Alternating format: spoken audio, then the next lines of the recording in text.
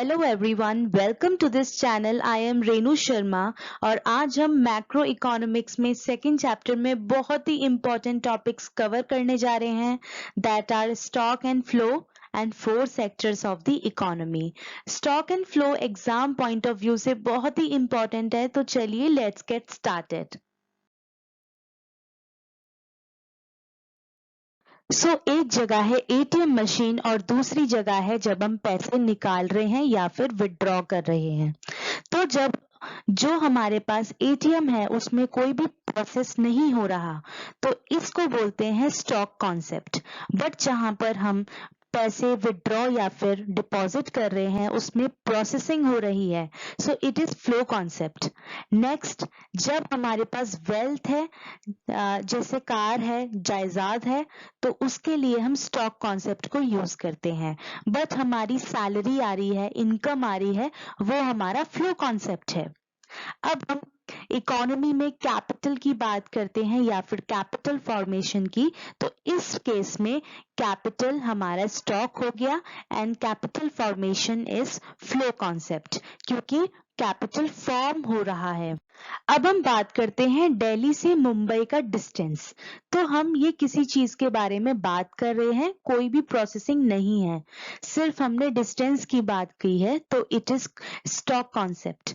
But जब हम बात करते हैं speed of a car from Delhi to Mumbai, तो ये हमारा फ्लो कॉन्सेप्ट हो जाता है। I hope you are very much clear about this. जब वाटर इन अ ग्लास है तो इट इज स्टॉक कॉन्सेप्ट। जब वाटर टैप से बाहर आके ग्लास में जा रहा है तो it is flow concept. I hope you are clear. तो चलिए इसे थ्योरी में भी पढ़ लेते हैं। अब आप समझ ही गए हैं तो हम स्टॉक एंड फ्लो को डिटेल में भी पढ़ लेते हैं।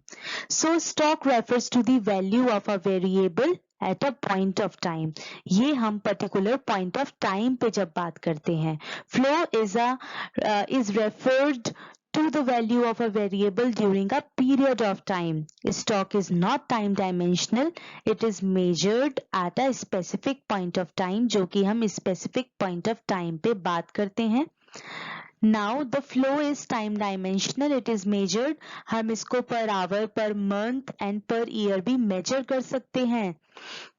Stock impacts flow. For example, मेरे पास गोडाउन में राइस है और मैं शॉपकीपर हूँ। अगर मेरे पास राइस बहुत ज्यादा है तो मैं ज्यादा उनको सेल कर पाऊंगी, जो कि सेल मेरा फ्लो कॉन्सेप्ट है। सो स्टॉक इम्पैक्ट करता है फ्लो को। Greater the stock of capital, greater is the flow of goods and services. Now flow impacts the stock. जैसे जैसे मैं अपने राइस को सेल करूंगी वैसे ही मैं अपना स्टॉक दूसरा खरीदूंगी। So greater the flow of income, greater is the stock of wealth and with the people. तो जैसे जैसे मेरे पास इनकम आती है तो वैसे वैसे मैं अपनी उससे वेल्थ बढ़ा सकती हूँ। एग्जाम्पल है, एग्जाम्पल्स में हमने स्टॉक के वेरिएबल्स की बात की है। labor force, quantity, supply of money in a country, bank deposits, rice stored in a godown, population of a country. Flow के वेरिएबल्स हैं, एग्जाम्पल्स हैं। एक्सपेंडिचर ऑफ मनी, हम मनी को जब स्पेंड करते हैं। Change in the supply of money in a country. Interest on capital, हमें capital पे इंटरेस्ट मिलता रहता है, सो इट इज फ्लो। जब हम कैपिटल की बात करते हैं so capital is stock. Sales of rice, number of birds. जब हमने स्टॉक एंड फ्लो के कॉन्सेप्ट को अच्छे से पढ़ लिया है, तो चलिए अपने नेक्स्ट टॉपिक पे, that is four sectors of the economy. किसी भी इकोनॉमी को रन करने के लिए क्या वो चार सेक्टर्स हैं, वो हम इसमें पढ़ने जा रहे हैं। उससे पहले हम पढ़ेंगे फैक्टर्स ऑफ प्रोडक्शन। हमारी इकोनॉमी में गुड्स एंड सर्विसेज क्रिएट होते हैं, उसके लिए क्या क्या फैक्टर्स इन्वॉल्व होते हैं। पहला, हमारी फैक्ट्री जिस जमीन पर है, लैंड। लेबर जो फैक्ट्रीज में काम करती हैं। कैपिटल जो कि इन्वेस्ट होता है काम करने के लिए। एंड एंटरप्रेन्योरियल स्किल्स, बिजनेसमैन की स्किल्स को देखा जाता है। तो यही हमारे फैक्टर्स ऑफ प्रोडक्शन है जो कि हाउस होल्ड सेक्टर से हमें मिलते हैं. So household sector are the owners of the factors of production and it includes consumer of goods and services. अब household sector he goods and services को consume भी करता है.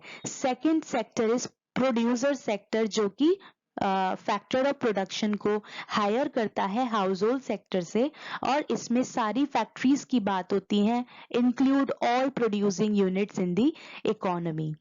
थर्ड सेक्टर जो इम्पोर्टेंट है दैट इज गवर्नमेंट सेक्टर, जिसमें government bank के role भी, बैंकिंग रोल भी, बैंकिंग फंक्शन कैसे होता है तो उसमें बड़ा हाथ होता है गवर्नमेंट का. गवर्नमेंट हमारी इकोनॉमी वेलफेयर के लिए बहुत ही इम्पोर्टेंट है क्योंकि गवर्नमेंट के लॉ एंड ऑर्डर से ही हमारी इकोनॉमी अच्छे से रन कर सकती है और गवर्नमेंट ही हमें डिफेंस की प्रोटेक्शन प्रोवाइड करती है. सोल्जर्स जो बॉर्डर पे काम कर रहे हैं वो हमारे नेशन को प्रोटेक्ट करते हैं.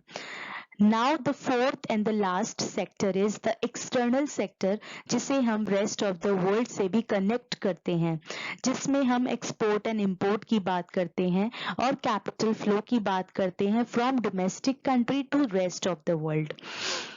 I hope you are clear with this 4 sectors of the economy. तो चलिए बहुत ही important question पे चलते हैं जो कि आपके एग्जाम में आ सकता है. ये कुछ वेरिएबल्स हैं, ये कुछ कंपोनेंट्स हैं, तो हमें ये बताना है कौन सा कंपोनेंट स्टॉक है और कौन सा कंपोनेंट फ्लो है. सो पहले हम इन्वेस्टमेंट की बात करते हैं. इन्वेस्टमेंट हमारी इकोनॉमी में कंटिन्यूअसली होता है, so it is flow concept. Monetary expenditure भी मनी का एक्सपेंडिचर हो रहा है, खर्चा हो रहा है, so it is also flow concept. 100 rupee note, but इसमें कोई भी कंटिन्यूस प्रोसेस नहीं हो रहा, सो it is stock. Families consumption of sugar, इसमें फैमिली कंज्यूम कर रही है, so it is flow concept. Service of a tutor, tutor service देता है जो कि कंटिन्यूस प्रोसेस है, so it is flow concept. Production of cement, it is again flow concept. Machinery of a sugar mill, जिसमें कि एक machine है sugar factory में, so it is stock concept क्योंकि इसमें कुछ भी काम नहीं हो रहा. I hope you are clear with these answers. ये चैप्टर बहुत ही इंपॉर्टेंट है, स्टॉक एंड फ्लो उससे भी ज्यादा इंपॉर्टेंट है. Thank you for watching this video. मेरे चैनल को सब्सक्राइब करें अगर आप नए हैं, मेरी वीडियो को लाइक करें एंड अपने फ्रेंड्स को भी शेयर करें.